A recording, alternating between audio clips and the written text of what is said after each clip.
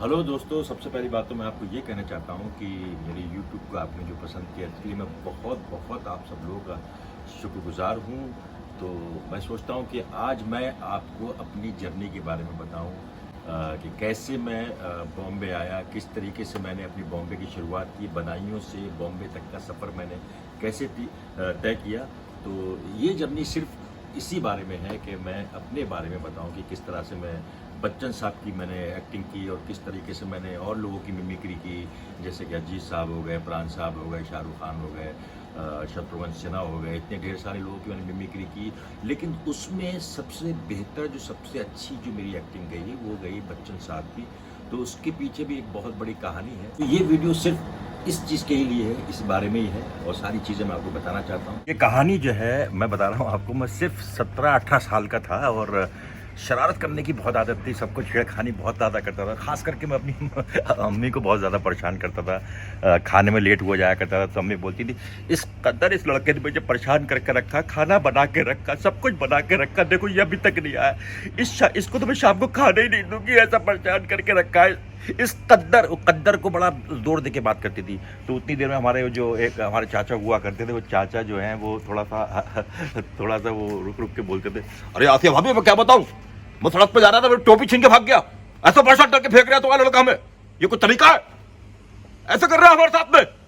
अगर मेरा लड़का होता काट के फेंक देता। तुम्हारे अब्बा आ जाते थे, क्या हो गया भैया, मेरे लड़के ने क्या कर दिया, खामखाई वाली बातें कर रहे हो, मैं जबरदस्ती वाली बात, मेरा लड़का क्या कर रहा है, तुम्हारा लड़का कर रहा है वो परेशानी, वो कुछ ना, अपने लड़के को देखते नहीं हो तुम और लेके बैठ गया मेरे लड़के को, देखो हाँ साहब मेरे लड़के के बारे में इस तरह की बात मत करना। इस तरह की हरकतें जो मैं करता था तो बड़ा अच्छा लगता था। हमारे एक टीचर आया करते थे, टीचर भी जो है वो थोड़ा सा, अरे अभी समझ लीजिए आपका लड़का जो है बिल्कुल पढ़ नहीं रहा है, इसको पढ़ने का तरीका ही नहीं आता है, मैं कितने प्यार से मैं इसको पढ़ा रहा हूँ और ये पढ़ ही नहीं रहा है। तो ऐसा नहीं होता, ऐसे ऐसे ऐसे ऐसे कैसे पढ़ लेंगे हैं? मैं कितनी मेहनत कर रहा हूँ, जीरो आ रहे हैं आपके बच्चे के, समझा के रखिए। हम क्या बताएं भैया, हम तो बहुत परेशान हो गए, ऐसे ही कर रहे हैं, हमें परेशान कर रहे हैं, पता नहीं क्या कर रहे हैं भाई आजकल ये। तो दोस्तों इसी तरीके से मैं छेड़ा करता था अपनी अम्मी को, सबको। तो इसी बीच में जो है मुझे फिल्मों का बहुत ज़्यादा शौक हो गया और उसी टाइम फिल्म लगी थी दीवार। तो सब लोग दोस्तों से मिल करके वो फिल्म देखने के लिए गया। तो मैं बच्चन साहब का बहुत बड़ा फ़ैन हो गया और इतना बड़ा फ़ैन हो गया कि वो जहन से उतरते ही नहीं थे। जैसी पिक्चर देखी, पिक्चर देखने के बाद बाहर निकला और बाहर निकलने के बाद जब पान की दुकान पर गया, मैं पान की दुकान पर भीड़ लगी हुई थी, तो मैंने कहा यार ये पान कैसे मिलेगा। तो मैंने जो है वहाँ पर बच्चन साहब की आवाज़ निकाली, ओए क्या कर रहा है भैया, इतनी ज़्यादा भीड़ लगी भाई, हम भी यहाँ पे खड़े हुए हैं भाई, हमको पान नहीं देगा तो एक उल्टे हाथ कर देंगे तो वहाँ जाके रहेगा, समझा? थोड़ा भाई साहब हटिए हटिए, अरे क्या कर रहा है भैया, हटना। तो बीच में फंसा करके बीच में सबसे पहले पान मैं ले लिया करता था और पान खाते हुए भीड़ भी मुझे देखती थी, बहुत ज़्यादा खुश हो जाती थी और वहाँ से मुझे और ज़्यादा मतलब जोश आ गया बच्चन साहब को। तो दिन भर अम्मी से, अम्मी अरे खाना देना, कब से बैठा हुआ खाना तक नहीं दे रही है, अम्मी ऐसे करोगे तो कैसे काम चलेगा, तुम्हारा इतना अच्छा लड़का और तुम खाना तक नहीं दे रही हो। अरे भैया किसकी एक्टिंग कर रहे हो भैया, क्या कर रहा है, पागल हो गया क्या है, क्या कर रहा है भैया तू है? अमिताभ बच्चन बोलते नहीं थे, वो अमिताभ बच्चन किसकी एक्टिंग कर रहा था, समझ में ना आ रहा, हमारा लौड़ा हो गया पागल। पर उसी दौरान मैंने जो है बच्चन साहब की एक्टिंग दिखाने के लिए अपने कमरे में सबको बुलाया करता था और 25 पैसे टिकट रखता था और बच्चन साहब की मैं एक्टिंग किया करता था। वो एक्टिंग कैसे करता था, अरे कितना मारा तेरे को, अरे देख अपना थोबड़ा आईने में जाकर देख, पक्का इडियट लग रहा है, इडियट, समझ गया? अगर तू दारू नहीं पियला होता वो झाड़िया तेरे को मारने को सकता नहीं, खुद बोल मारने को सकता। तो इस तरह के मैं जब डायलॉग बोला करता था तो मुझे 25-25 करके ऐसे कुछ 2 रुपये 1.5 रुपये मेरे हो जाया करते और फिल्म जा करके उन पैसों से जाके देख लिया करता था। तो वहाँ से जो है मेरी ये जर्नी शुरू हुई और मिमिक्री जो है मैं भी मिमिक्री भी करना शुरू कर दी। इस तरीके से वहाँ पर मैं सबकी एक्टिंग करने लगा और वहाँ का तो भैया मैं बन गया हीरो। सब लोग जो है मेरी एक्टिंग को बहुत ज़्यादा पसंद करने लगे और फिर उसमें से कुछ लोग कहने लगे, यार कमाल की एक्टिंग करते हो यार फिरोज, तुम यार कमाल है यार, तुम्हें तो बॉम्बे में होना चाहिए। तो थोड़ा हम टेढ़े हो जाया करते थे, भैया कि बॉम्बे में होना चाहिए, क्या बात है भैया। लेकिन इस चीज़ का एहसास मुझे बिल्कुल नहीं था कि बम्बई में जाने के बाद इंसान को कौन कौन सी परेशानियों का सामना करना पड़ता है। उन लोगों ने तो मुझे जोश दिला दिया कि भैया जाओ हीरो बनो जा करके तुम। ऊपर से मेरी एक छोटी सी बहन थी रुमाना, उसने कहा वो ऐसे बोला करती थी, देखो फिरोज भाई तुम बिलेवजी की बातें करो, तुम चले जाओगे बॉम्बे तो बॉम्बे में तुम्हारा काम हो जाएगा। मैं तुमसे कह रही हूँ कसम से कसम खुदा ही कह रही हूँ तुम्हारा काम बन जाएगा, तुम जाओ कैसे भी करके वहाँ पहुँचो, तुम कैसे भी करके। उसने और हमारे अंदर जोश पैदा कर दिया। फिर उसके बाद भैया हम बम्बई की तरफ निकले और बम्बई जब मैं पहुंचा हूं भाई यकीन नहीं करोगे, बड़ी बड़ी बिल्डिंगें और मैं पौ पौ P P T T P P ये सब। और कितने लोग एक्टिंग के लिए, हजारों लोग आते हैं और हजारों लोग वापस जाते हैं। उसमें बहुत सारे लोग तो बन जाते हैं, कुछ लोग तो थोड़ी बहुत एक्टिंग करके वहीं अटक के रह जाते हैं। वो सारी चीज़ें देखी तो दोस्तों यकीन मानना कि बस मैं हो गया बहुत ज़्यादा परेशान कि मैं कौन सी जगह आ गया हूँ, कैसे मैं बच्चन साहब से मिलूंगा, कैसे बच्चन साहब के पास पहुँचूंगा, कैसे एक्टिंग की शुरुआत करूँगा। तो दोस्तों उसमें क्या हुआ, बस एक जगह एक शो चल रहा था, स्टेज शो। तो वहाँ पर कुछ लोग एक्टिंग कर रहे थे। तो लीजिए आपके सामने आ रहे हैं शत्रुघ्न सिन्हा की आवाज़ लेकर फलाने आदमी, लीजिए आपके सामने दिलीप कुमार की आवाज़ लेके आ रहे हैं फलाने आदमी। तो मुझे लगा यार मुझे भी तो बच्चन साहब की एक्टिंग आती है और उस वक्त पैसों के लिए मैं बहुत ज़्यादा परेशान था, एक एक रुपए के लिए मैं तरस रहा था। तो उस वक्त जो है मैं तंबू फाड़ के पीछे से उनके पास पहुंच गया और मैंने कहा सर देखिए सर मैं भी बच्चन साहब की एक्टिंग करता हूं, तो प्लीज़ मुझे एक बार आप चांस दे दीजिए। तो वो मेरी हाइट को देख के, मेरे चेहरे को देख के, अरे यार तू कहाँ से अमिताभ बच्चन लगता है यार, तू अमिताभ की बात कर रहा है, अमिताभ लगता है, कहाँ लगता है अमिताभ। तो मैंने उनसे कहा सिर्फ एक मौका दे दीजिए, सिर्फ एक मौका दीजिए। मैंने कहा हाथ जोड़े मन्नतें की। तो पता नहीं उसको मतलब मेरे ऊपर तरस आ गया। बोला अच्छा ठीक है अगर तू करता है तो जाके देख, 5 मिनट के लिए तुझे मौका दे रहा हूँ, तू स्टेज पे क्या करेगा, जाके जा कर।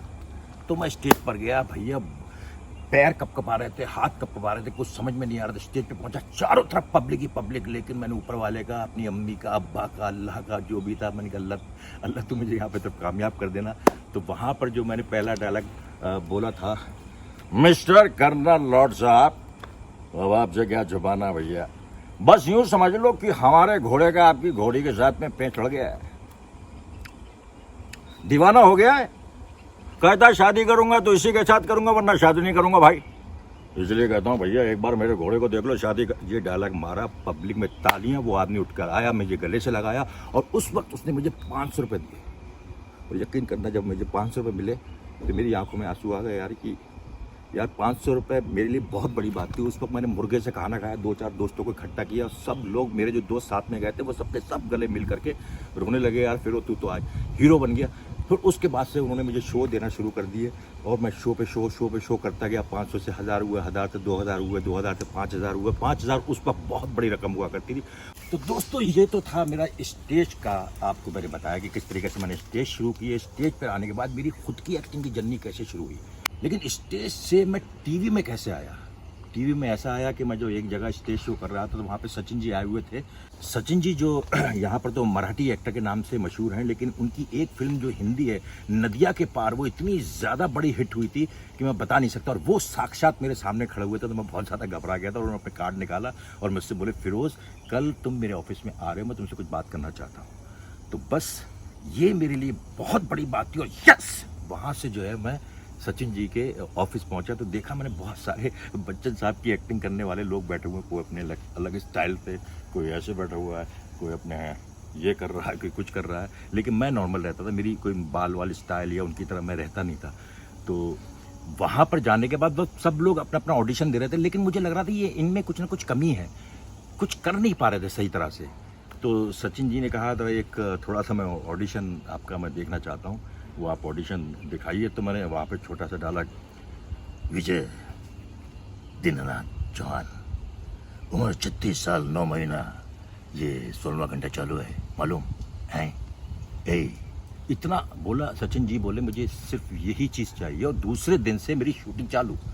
आज मैंने ये अपना जो डायलॉग बोला उनको ऑडिशन दिया और वो ऑडिशन उनको इतना पसंद आया, दूसरे दिन से मेरी शूटिंग चालू। तो 97 में ये शो शुरू हुआ था और स्टार प्लस पर हुआ था, लेकिन स्टार प्लस इतना हिट नहीं था, उस पर कोई मतलब केवीसी वगैरह कुछ नहीं आया करता, इतने बड़े बड़े शो नहीं आया करते, लेकिन चलता था। तो उस पर ये मेरा शो आया। आने के बाद उसको वहाँ से तरक्की मिली और उस वक्त मेरी पहचान इतनी अच्छी बन गई थी कि बाहर निकलना मेरे लिए बहुत मुसीबत की बात थी। तो मुझे लग रहा था मैं बन गया भाई, अब पता नहीं मैं कहाँ से कहाँ पहुँचने वाला हूँ।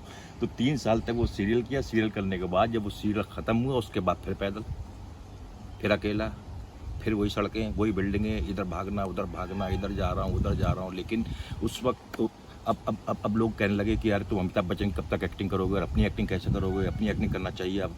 लेकिन तो मैं बच्चन साहब के शोज़ करने लगा, दुबई गया, इधर गया, इजराइल गया, स्पेन गया, हांगकॉन्ग गया, सिंगापुर गया, इन सब जगहों जा करके मैंने अपना एक नाम तो बना लिया। लेकिन एक भूख थी जो अपनी एक्टिंग करने की, वो बहुत मुश्किल है। यहाँ पर मैं समझता हूँ इतनी टफ है कि बड़े बड़े लोग जो हैं सालों से पढ़े हुए हैं लेकिन उनको वो मुकाम नहीं मिल पाया है।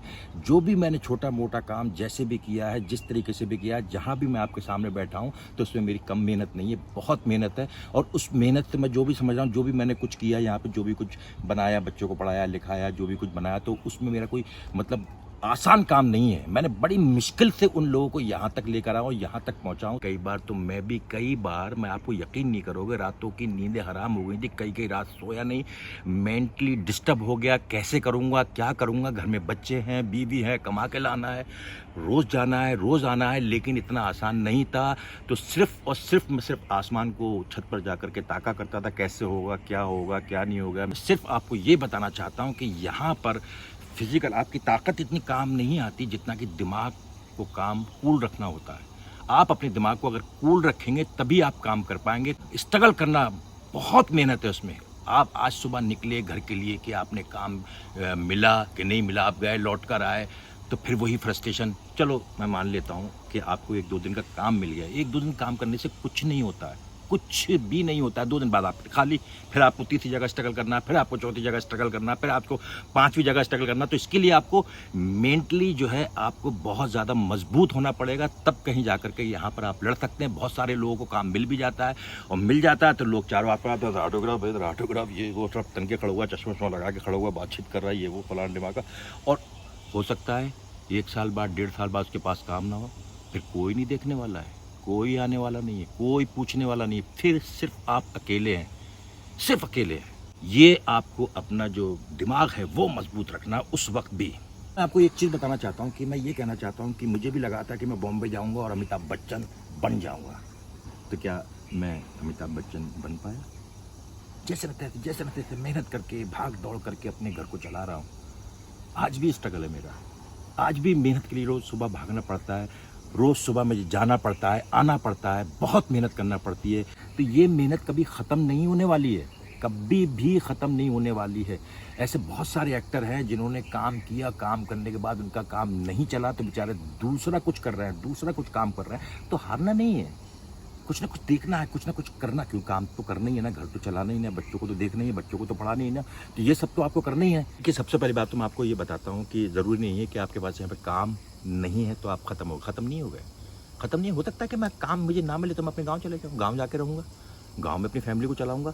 तो दोस्तों, काम कभी इंसान को पूरी तरीके से किसी को मिलता है, किसी को नहीं मिलता है। इंसान को इससे डिस्टर्ब नहीं होना चाहिए। इसलिए मैं आप लोगों से हाथ जोड़ के विनती करता हूं कि अपने अंदर स्ट्रांग बने, फोकस करें, कॉन्फिडेंस लाएं। काम है तो ठीक है, नहीं काम नहीं, कोई बात नहीं, दूसरा कुछ करूँगा। तो दोस्तों, ये छोटा सा मेरा वीडियो था मेरी जर्नी का। ऐसे तो बहुत कुछ था मेरे पास बताने के लिए, लेकिन अब आप इस वीडियो को लाइक कीजिएगा, शेयर कीजिएगा, सब्सक्राइब कीजिएगा। बस आप लोगों को से मेरी यही गुजारिश है, अगर आपको मेरा वीडियो पसंद आए तो ज़रूर इसको लाइक, सब्सक्राइब और शेयर ज़रूर कीजिएगा। थैंक यू दोस्तों। बस आप लोगों का मेरे से जो दोस्ताना बना है वो इसी तरह से बना रहेगा। जैसे आप लोग मुझे प्यार देते रहिएगा, आप लोगों की सपोर्ट की मुझे बहुत ज़रूरत है। और इस चैनल के ज़रिए मैं आपको बहुत ज़्यादा एंटरटेन करता रहूँगा, ये मेरा वादा है आपसे। Thank you.